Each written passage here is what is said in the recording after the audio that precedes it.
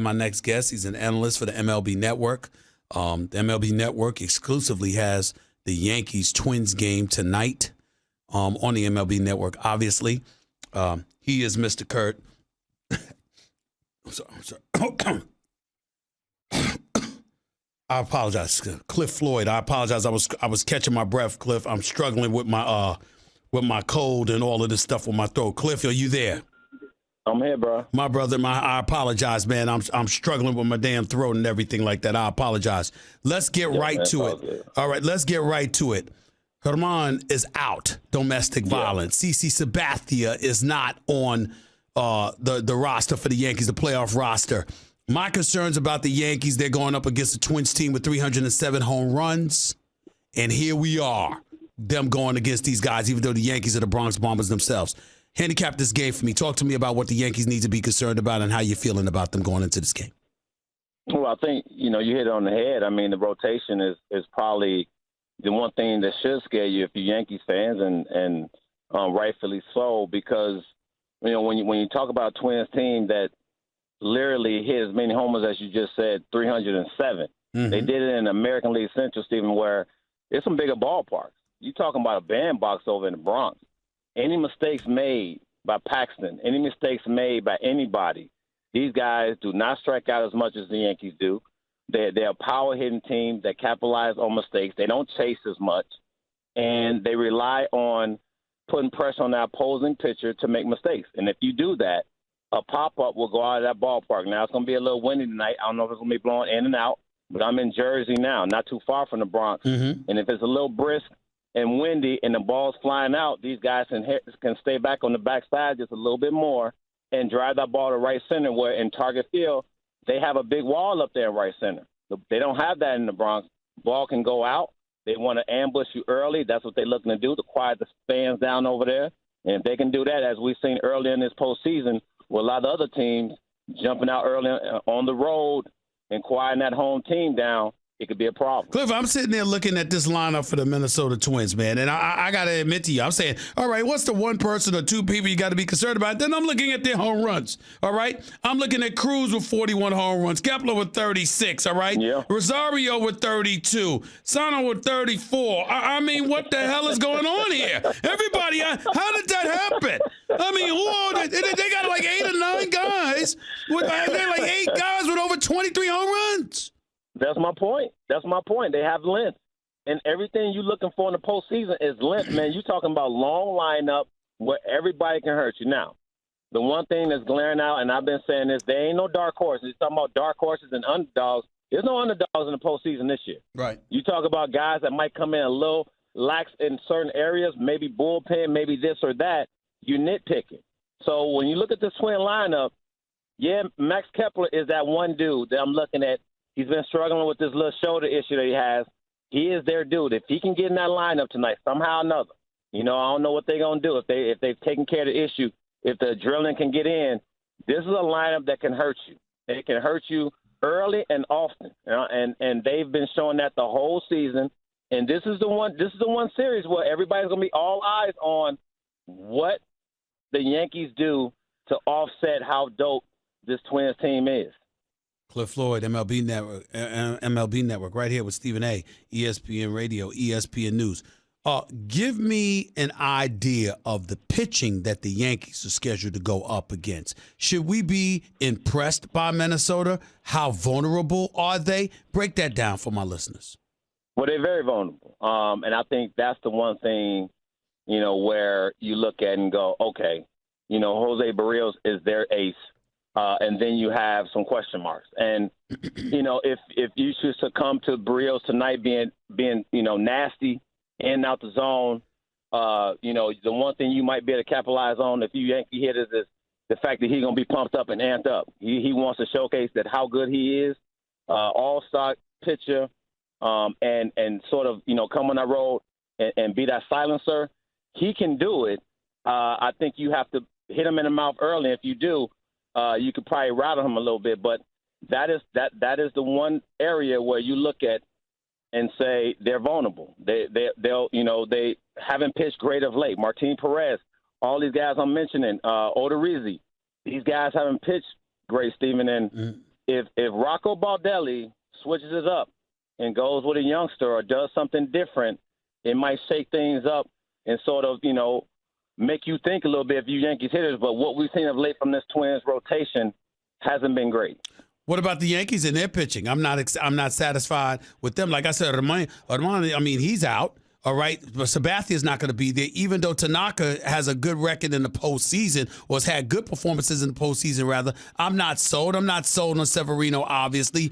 Paxton, I know what he's done in the month of August and primarily September, but still, right. I don't know how reliable he is. What do I have to lean on as a Yankee fan looking at their pitching staff?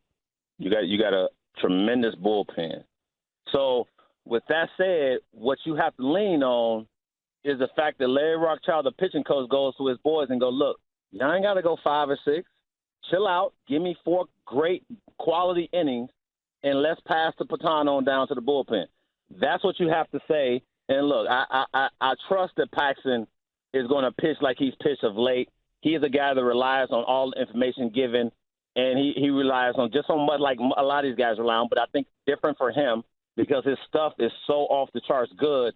He relies on the fact that, you know what, if he's hitting that glove at 96, 97 and hitting his spots, it's going to be a good night for him. But moving forward, I said the other day I would have liked Severino pitching game 1. I just feel like what we've seen from him in September has been enough for me to say, you ready for this moment. You know what happened to you last time you went out there in the postseason and gave it up in the first inning to this team. I didn't think he was going to be overhyped. I thought he was going to come in and pitch like he's pitched. He's sort of that late acquisition that everybody is looking for July 31st because he hadn't pitched much this year, Steven. So, they went with Pax. You can't knock that decision, but I like Severino and how he's been pitching. He is a guy that literally helps you because you don't have Herman, but you still have an amazing bullpen. So I wouldn't worry too much. Cliff Floyd, analyst for the MLB Network, right here with Stephen A., ESPN Radio, ESPN News. Remember and reminder, New York Yankees, Minnesota Twins game starting tonight after 7 p.m. is exclusively on the MLB Network tonight, so make sure you don't miss it. Game 1 of the ALDS series. The Yankees bats, we know what they're capable of doing. We know what DJ LeMahieu has done for this team as well. We know what we expect from Aaron Judge, who's had great moments in the postseason for the New York Yankees over the last couple of years or so. Who are you looking for from the Yankees to step up and really handle their business that could help propel them to victory? Well, I've been saying all along, man, Giancarlo Stanton hasn't balled much. He is the guy. When you miss as much time as he's missed, you don't know what you're going to get. And I hate when everybody goes, oh, we saw a little bit of him down the stretch. I would say this, Stephen, and this is how much, I respect Stanton. I want him on my team. I believe in him. I've seen him down in South Florida. We've all seen him. Your listeners have seen him do some tremendous things in this game. But we also know what he's done in the postseason. So this is not a knock against him. I just want him to be full strength. He's not. So he's susceptible to not having a good series because he hasn't balled much. He hasn't had a lot of time on the field. He hasn't had a chance to get his timing right. He hasn't had a chance to do some of the things that a power dude like him needs to get to be comfortable and confident. And he's human. And the human element plays, I don't care who you are. So I look at this whole scenario and go, I hope Booney protects him, meaning that he hits him down in the order. If he does not, if he goes 0 for 4 with 3 punch-outs, I can't be mad at it. He's only he's only played 18 games this year. Only played 18 games? That's what I'm saying. So you count on the guy that's played 18 games, didn't get a lot of bats down in the minors. You can tell me, he got 15 at bats a game in A-ball down there in Tampa. You think that matters? Yeah. It don't. Listen, right? So played 18 games, Cliff. Played 18 games, had 72 plate appearances, right? Right. Struck out 24 times. There you go. Struck out 24 times. Knock this dude. And my thing is he gonna hit 6 or 7? Because everybody thinks that's disrespectful to Stanton if you're hitting 6 or 7. No, I'm just coming from a dude that's been in the game, that's been in pressure situations. That no, if you hit me 6 or 7, you're alleviating some pressure from me. I still got to hit. I still got to be productive. 6 or 7 still plays. You don't have a pitcher hitting in the American League. Well, real quick, who do you got winning this series? I got the Yankees winning it. Okay. I've said it. You know, I think they'll prevail because you got a lot of Twins that haven't been in this moment before. So if the Yankees can take care of business at home in their backyard, this should be a series they can win. Cliff Floyd, before I let you get on out of here, let me transition to a team that ain't in the playoffs, but they reside in New York City as well, Queens, New York to be exact. Talk about the New York Mets, your former team. You played there from 2003 to 2007, if I remember correctly. 2005, I think you smacked 34 home runs for them. I got to ask you this question. You saw they relieved Mickey Callaway of his duties. What were your thoughts about their decision to make that move, and who do you think should be his successor? Well, I wasn't. I've heard a lot of people say, well, I wasn't, it's not surprising. And I go, well, why not? He won 86 games. His boys balled out to the end. Anybody that comes into that role, if you don't have the back end of the bullpen doing what they need to do and getting those precious 3 outs, you're going to succumb to what Mickey has succumbed to. And you can't fire players. We know that. So managers get fired. So I'm a little perplexed because when you look at what Mickey's been able to do and handle the pressure and handle all the things that has been said about him the last couple of seasons and him pretty much being on eggshells, who comes into a situation, Steven, if you're not going to get rid of certain guys at the back end? Because if Edwin Diaz does not do what he's supposed to do and what we saw in Seattle, then the next manager is going to have the same issues. How do I handle the 7th and 8th inning? So I agree. I don't know what happened. But again, thinking about a Joe Girardi, a Joe Madden, other guys that are out there, even a David Cone for crying out loud. What do you think, without even giving a name if you don't want to, what do you think is the ideal manager to propel the New York Mets to new heights?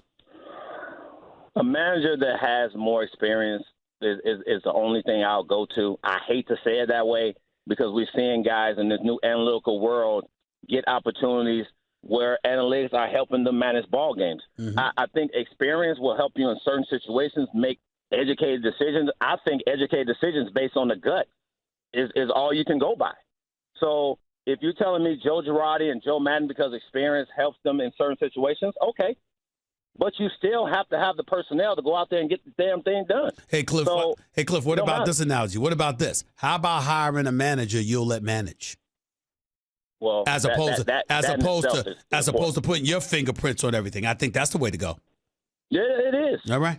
And you know what? Certain managers bring that respect that you're going to say, look, get out of my way and let me do it my way, or don't hire me. So we'll see who's Brody's guy, because the last couple of days, I don't know if you've heard it, but I've heard it. Mickey Callaway wasn't Brody's guy. Well, if Mickey won 106 games, Steven, would he still be Brody's guy? I got you. Cliff, man, I'll be watching you tonight, man. Thank you so much for coming on the show, man. I appreciate you taking time out of your busy schedule, and I'm hoping to talk to you again as these playoffs progress, all right? No doubt, my man. Anytime. I appreciate you. The one and only Cliff Floyd. I've interviewed him on several occasions. Does an outstanding job for the MLB Network. He's a network analyst. You can catch him tonight. Yankees, Twins exclusively on the MLB Network tonight. Make sure you don't miss it. Sorry, I messed up his name at the beginning, John. I was just getting in my throat, man. I'm sick as a dog, and I'm taking drugs. I apologize, everybody. But Cliff forgives me. He knows I know him well. 888-SAY-ESPN. It's 888-729-3776. More of your calls before Louis Riddick comes on the show to jumpstart hour number 2 in a minute. Brought to you by Marathon. Marathon. Fueling